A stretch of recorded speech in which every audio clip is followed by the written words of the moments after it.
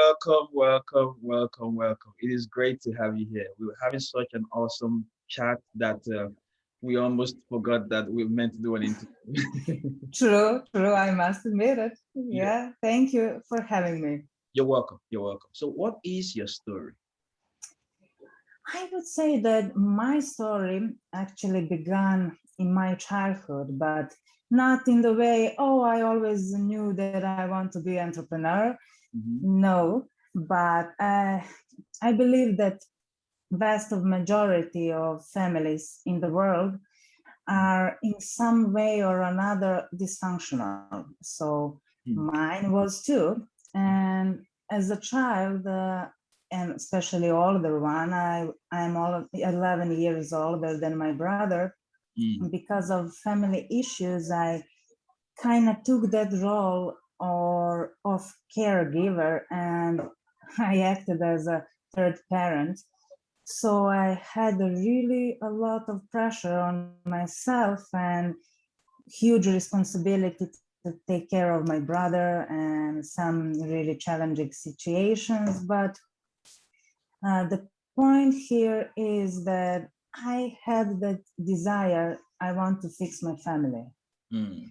And that thought, when I was a child, was so deep inside of me that that was my mission. I want to fix my family. Mm. And I started to searching ways how I can do that.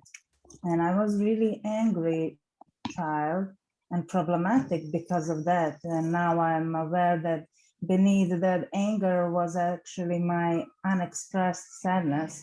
But all those things led me in the psychology direction. And my desire was to study psychology, but under pressure of my mother, and she convinced me that I'm too emotional to do that. Mm. I studied economy, unfortunately. I always love to say I'm a failed economist. But after graduation, I still had the same desire for psychology. So I decided, okay, what the hell, I will pursue my dream. I will continue my learning curve in psychology field.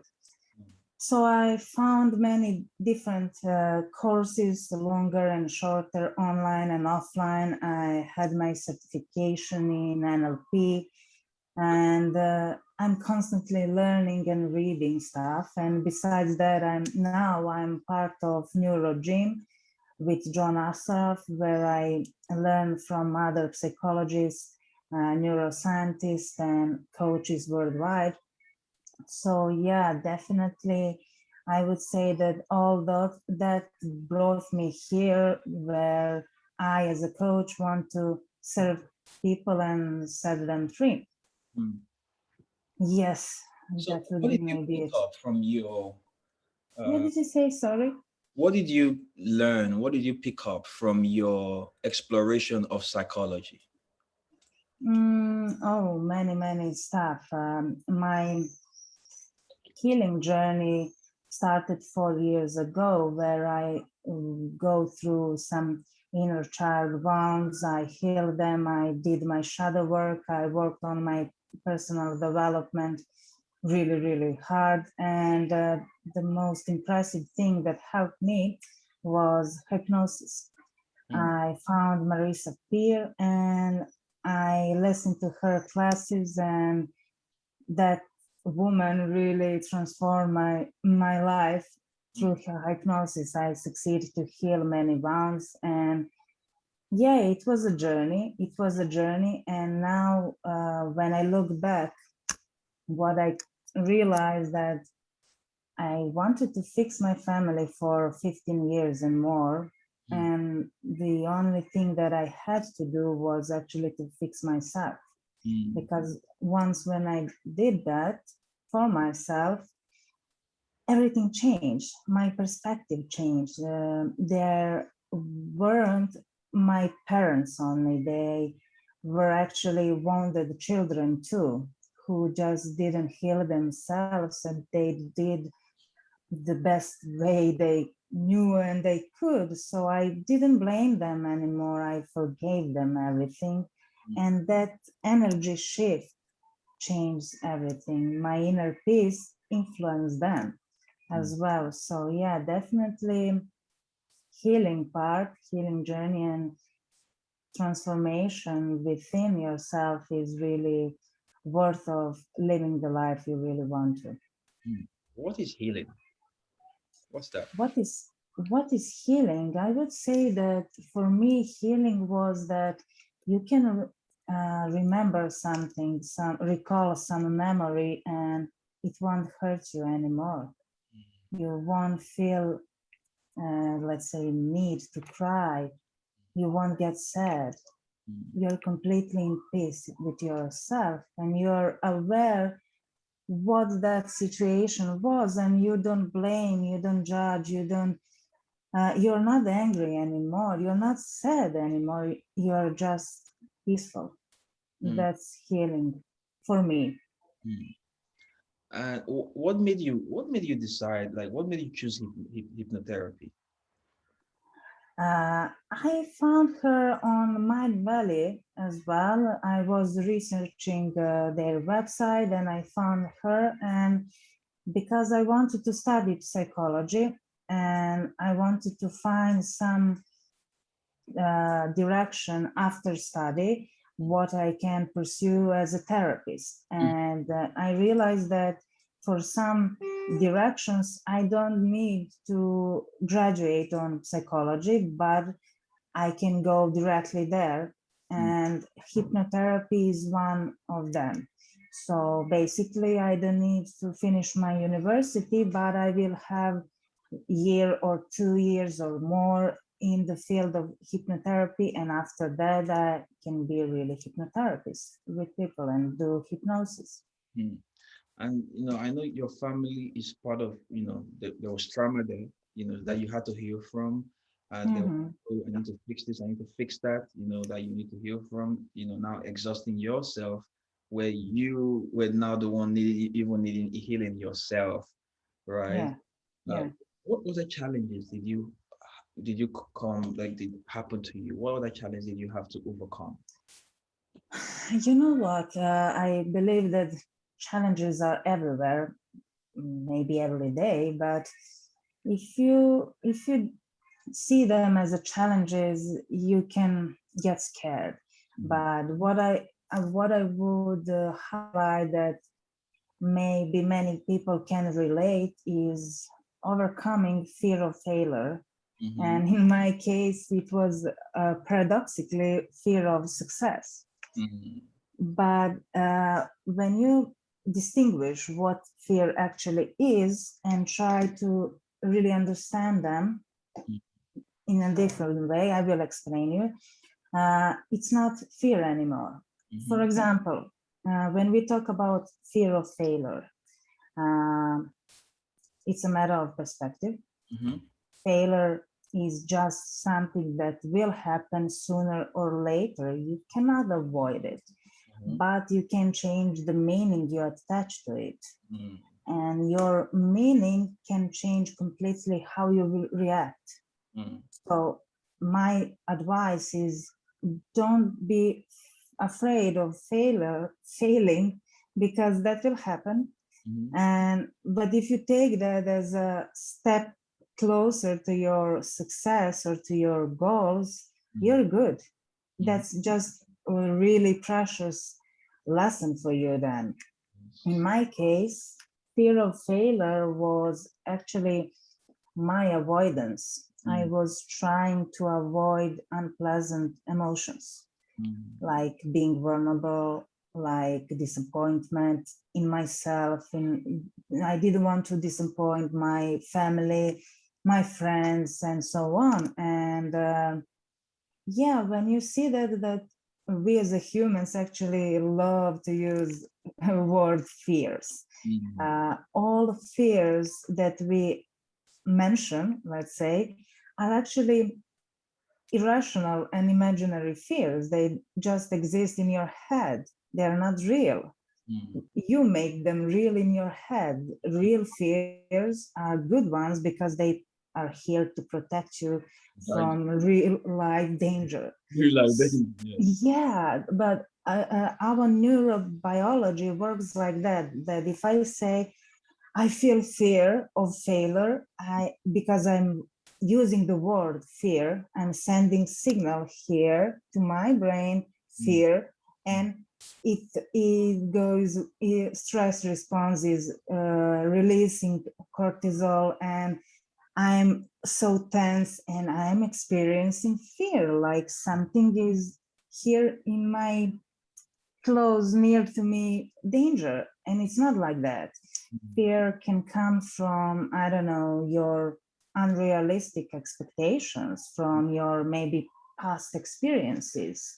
mm, It can be created because of culture or society, or maybe you heard someone who failed and you are afraid that you won't be like him or her.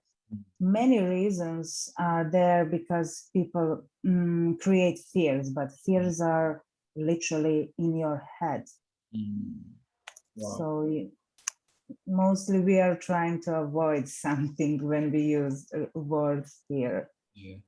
There was something that happened to me when I was younger, which was my father was having a conversation with somebody else. I just happened to be there, and he Mm-hmm, mm-hmm.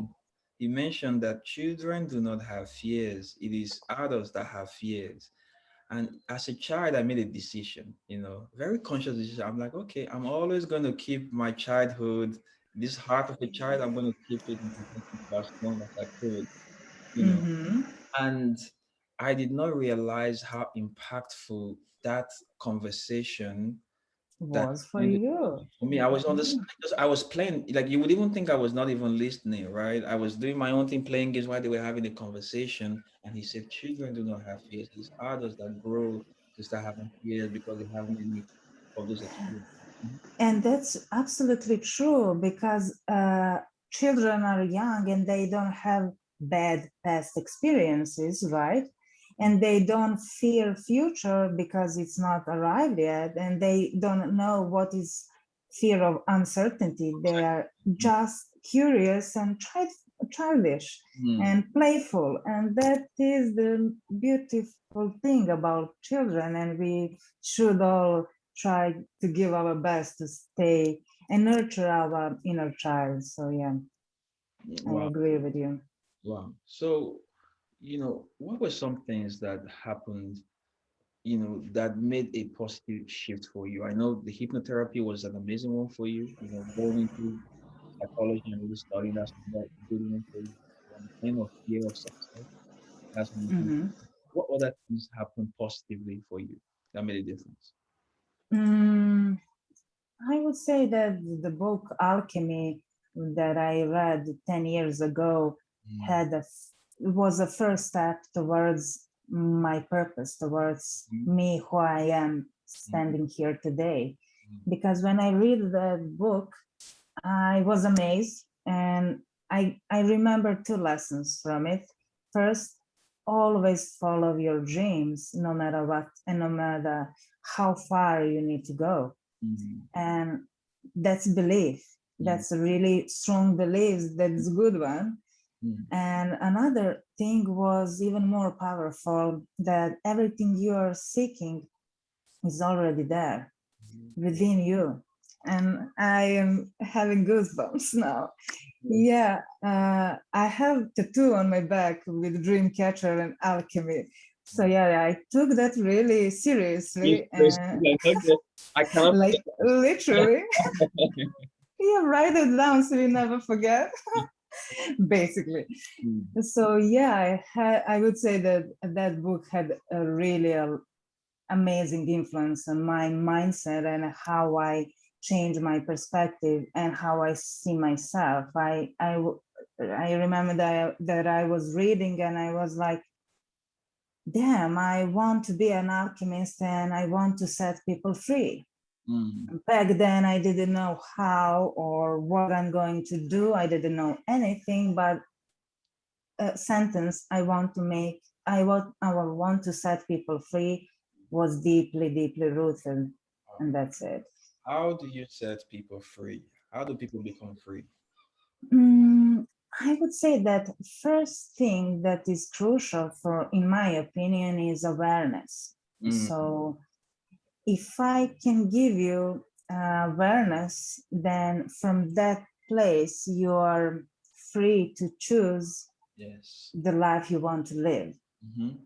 And when it comes to freedom in another way, if you learn how to face your fears, how to deal with unpleasant emotions, how to transform yourself deeply, Mm-hmm. uh, you're then free because you won't react, you will respond on different life situations, challenges. It won't lock you down, you won't get stuck in that, because everyone experience bad situations, everyone experience something negative, some obstacles. The difference between successful and unsuccessful people are how you deal with it, Mm-hmm. how many time you spend dealing with it. And because attention is your currency, Mm-hmm. let's say currency, because when you realize that your freedom lies in your choice how and where you will direct your attention, then you really understand how powerful stuff that is. You will empower this thought, not this negative. You will choose this way, not that way. Awareness, what you will empower, what you will give attention, yours attention, then how you will choose the life you want to live, and everything that will lead you to your free life and freedom, more time, more ways to live your life freely, experience more. Everything is somehow connected when you go deep down and you impact every area of your life. It, Mm. it can go differently. You mentioned the fear of success. What is that?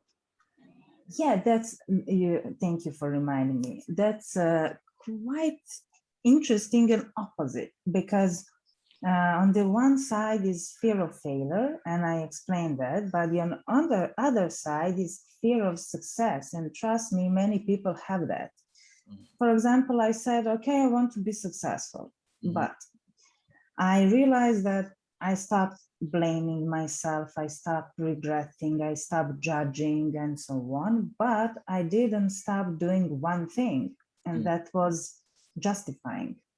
Mm-hmm. I, when it comes to fear of success, it creates some procrastination inside of me. And for all that, for the sake of, let's say, self love, Mm-hmm. and there is really thin line between loving yourself and giving yourself needed rest or what you really need, and lying to yourself and actually procrastinate and not taking required or needed action towards your goal, because fear of success is actually fear of taking responsibility. Mm-hmm. Because if you're successful, obviously you're then responsible not only for yourself but for team of people, for other, for clients, and so on, and that can be really overwhelming if you're not ready for it. Mm-hmm. So then what I did is to question myself and go deeply and try to integrate all parts of me. And I believe that you need to really know what do you really want, but really want. Mm-hmm. Not you see that's trend, or you see that's cool stuff, or you heard that you can earn a lot of money. No, what do you really want to do? And that matches with me because I really want to help people, because I want to help them through my experiences, through my knowledge and skills, and show them tools that I have learned in many years, and so on. But the better question even is, why do you want it? Mm-hmm. And when you put on the side money, and yes, of course, we all want freedom in every way. Let's say financial, time freedom, financial freedom, so on, freedom to travel wherever. Okay, that's good. We all want that. That's common thing. But again, why?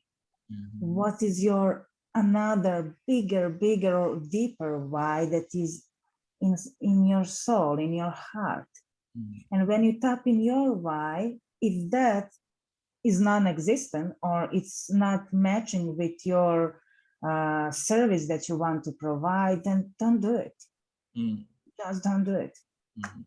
Well, I've noticed that when I look at people who have found their purpose, there are two things that I always see in common, right? When it comes to people who have found Mm-hmm. their purpose, one of them is purpose is always born out of a certain necessity. You, Mm-hmm. True. so True. then not just necessity. I mean, you could say necessity and go do something mundane and basic, Mm-hmm. but necessity plus following your highest curiosity, like Mm-hmm. when those things just combine together, when you say I'm going to take this necessity and follow my highest curiosity, something just happens in terms of the purpose. And for you now, I agree. your curiosities and your necessities were playing along with the whole psychology, with what was going on in the family. From that, now leading to hypnotherapy, the book you read, and alchemy, all of that. It's an amazing journey. I know you must Thank you. have felt Thank like you. that in some tough, difficult times. Yeah, I do, but difficult times create great peoples. If you choose that Mm. way, of course. So, who is an alchemist, or what is alchemy?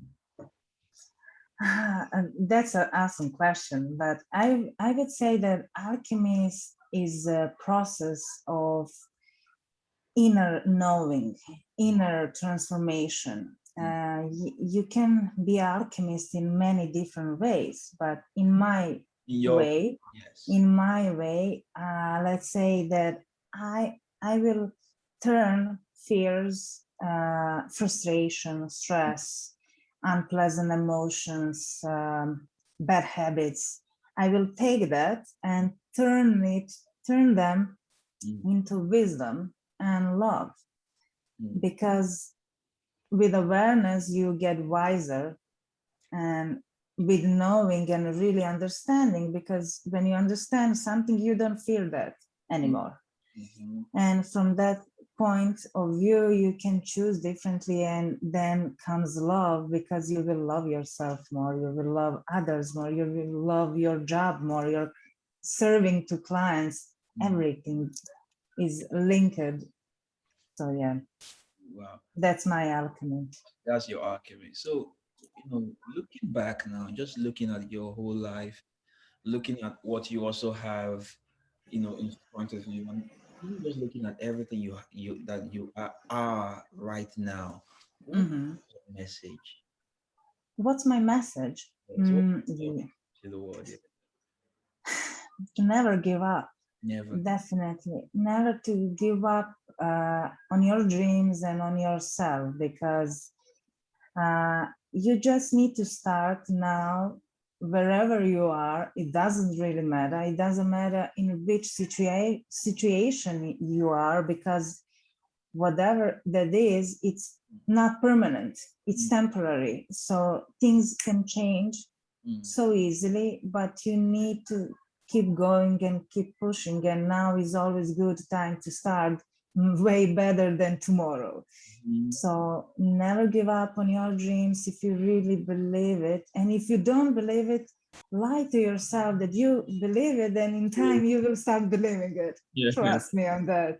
Yeah. Because we are all lying to ourselves many times. If you already lying, what I mean by that, you hear people when they say, "Oh, I'm like elephant," or I don't know, I can. They speak in metaphor in Mhm, really different kind of way, but you're lying. mhm. You're really lying. But our brain that doesn't make distinction between lie and fact Mm. and what is real. So if you're going to lie better lies. Life If better you life. don't, yeah, if you don't believe in yourself, start believing by doing affirmation, repeating them over and over again until you believe it. And you will need at least 3 months to start believing in that. But when you once do, your mindset shifted and everything, you will act differently, you will breathe differently, and you will see changes. So it's worth it. Never give up and start believing in yourself, or lying that you are believing, doesn't matter. That you believe. Do affirmations work? I mean, how do they work? Like, what makes them work if they do? Yes, it makes them work because actually we are learning by repetition. So we all experience that in our elementary school. They forced us to keep repeating stuff. But it's really interesting that our brain works that way. So affirmation works only if you are really persistent and constant with them. If you repeat them every single day, maybe 2 or 3 times per day, or how many you want, but you need to make it your practice. You need to be consistent in that. They won't work if you read them now and then in 5 days. No, that's not how it works. But if you repeat them daily for at least 3 months, because that's how much our brain needs time to make, let's say, highway road in neurons. And then if you say, okay, I'm worthy, and that's whoop, one. And if you keep repeating it, you're building highway, and then it's a lot easier to make a connection, and our brain adopt that as a real. Yeah, neurological pathways, yes. Yes, exactly. So that's why they work. And I can give you a really one interesting thing that I did for myself about affirmation. I wanted to experiment a little, and I had that idea that, okay, I have my affirmations, of course, written down on paper that I read daily. I have voice recordings of me reading them. Yes, me too. But why not? Yeah, it's fun, and you can read them in front of mirror and start acting. I played them through the night.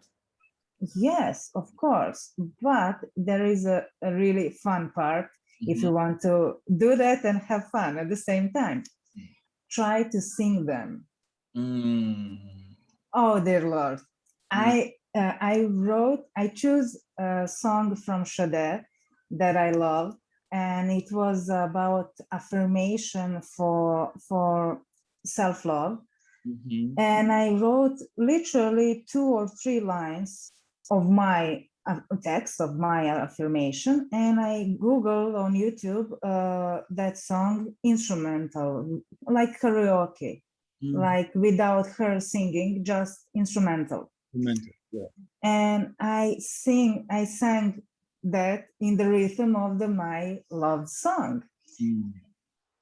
Trust me, now when I hear that song somewhere else, I sing my text. Maybe affirmations. Yes, that's really amazing stuff, because and music is really powerful thing. It can be a tool. So we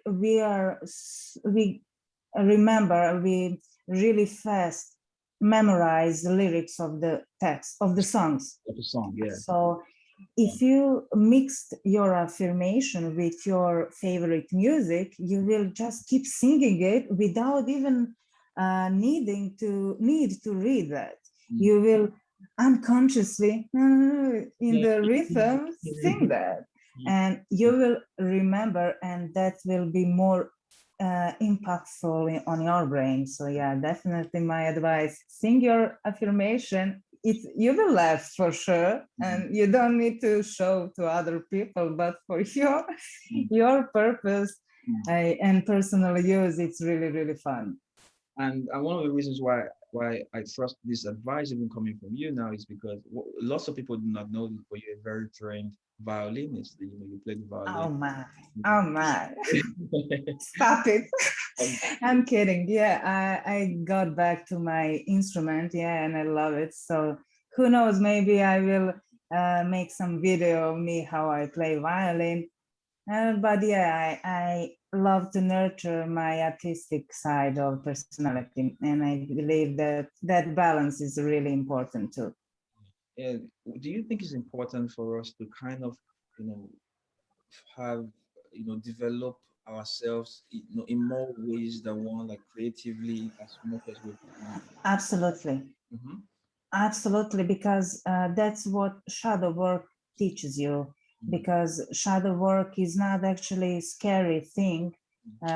It's the most loving thing that you can do for yourself if you want to really see yourself as a whole. Mm-hmm. So in shadow, there are some maybe bad, not bad, but maybe some things that people cannot accept that easily as a personality traits. But as shadow had your had hide your parts of yourself that are really gems. There are many talents that you have but you don't know about them, or maybe you had them as a child and you didn't, nobody noticed, or maybe they weren't acceptable, or who knows what. But if you have whatever your talent is, your, let's say, obligation to yourself is to do that, at least for your personal, For your personal use. yeah, yeah, personal use. Again, Just go for it. just go for following your curiosity, right? It doesn't mean you have to be good. You have to be good at it as well. You know. Exactly, exactly, because I love also to paint. That doesn't mean that I will become Picasso, but Mhm. sometimes I love to sit down and paint, and nobody see my paintings, but I don't care. I'm doing that because I'm enjoying the process. So whenever you can, or whatever talent you have, play with it, because keep your playfulness and keep your curiosity and that balance, that it's not everything about work. You have many things that you can do. Maybe you love to cook and you're enjoying in cooking or writing or who knows what. But if you do, don't punish yourself for not doing it. You deserve that. So, yeah. And one of the things you said to me earlier on, you said, I have always been clear on who I want to help. The minute you said that, it was almost as if, like, I felt it, the intensity of the clarity in that this is somebody who's refined and has clarity. So Thank you. how do you become more clear? I would say that if you are aware of yourself and if you know who you are and how you are, then you can be clear who you want to serve. Because if we see how things are, we always attract people who are similar to us, right? So I would say that clarity comes from your inner standing and understanding yourself first. So if you know yourself good, then you can be clear of others. Of others. And so right now, the people we're talking about are female coaches. And so what do you help them do? uh, Definitely transform within, and that's inner transformation, personal transformation. And when you reach that point to transform yourself, that will affect everything else, your business, your personal life as well. And when talking about transformation, that's about procrastinating, because whatever you want to do, you first need to stop procrastinate. Mhm. And there is a really fun thing about procrastination that many people don't see. And it's deeply rooted in your belief system. Mhm. That's why people procrastinate. Mhm. Not because they are lazy or not responsible or stupid to organize their day. No, because of their belief system. And we are working on that. We are working on habits. We are working on shifting your mindset with, of course, beliefs as the core of everything, and then negative thinking, fears, emotions, money mindset, and the last part is my favorite part because we are going to play and with our unconscious mind through some NLP exercises so people can learn easy tricks and easy ways to communicate with their subconscious mind and get that higher intelligence help them. So for those who do not know, what is NLP? Neuro-linguistic programming, that's a method in psychology that, as the name says, neuro-linguistic programming, that basically means watch out for words that you're using because your mind is listening all the time, and it highlights how words are actually powerful. And yes, you can change your complete life by just changing your inner dialogue, by the changing the way how you communicate with others. So yes, that's why it's neuro linguistic. Programming. Yeah. So when an expert is helping you with neuro-linguistic or a person with neuro-linguistic programming, like you help them as well with NLP. So what does that entail? What does that work entail? Can you repeat the last sentence? I lost you on the middle somewhere. So when you help people with NLP, I understand, like, okay, the person goes, I understand the words you're saying in terms of, okay, you need to change the words and stuff, but why do I need an expert to help me do that? I'm not sure that I understand you what you Why do are asking. people need an expert to help them with NLP? Why? Yes. Why they need? Yeah, because by changing your inner dialogue, you're changing your neural pathways. So if you change that, how you talk to yourself and how you respond to your inner critique and how you respond to your negative thinking, you can completely change everything else. Because if I have negative thought and I don't get overwhelmed from that, instead, I argument or I communicate in more positive way because now I'm aware of my negative thinking or my negative dialogue inside of my head, and I choose to change it into more positive and reframe it. Then I won't feel bodily sensations that are so stressful and tense. I won't be stuck in that situation and cycle of recycling negative thinking and inner critic that is a little grabbling in my ear. So yeah, definitely it's important thing to watch out the words you're using, especially those in your head, because we are most of the time spent in our heads. Yeah. And statistics showed that 80% of people's thoughts per day are negative. Negative. Wow. Negative, that's a really extremely huge percentage for having negative thoughts. Wow. So for those who connect with you, whether they connect with your beliefs, your message, your story, or they want to work with you, what's the best way to connect with you? Definitely on Facebook. They can find me on Facebook. I'm always available. If you want to chat, if you want to jump on a call with me, we can really schedule that. I'm here to help you and to hear you and understand you for real. So definitely would love to chat with you, all of you. Yes, Feel free to reach out. yes, thank you very, very much for coming today, sharing your story courageously and your message. It is great. It is great to have you here today. Thank you once again for inviting me and having me. It was really amazing talk with you, and I'm so grateful and happy. You're welcome.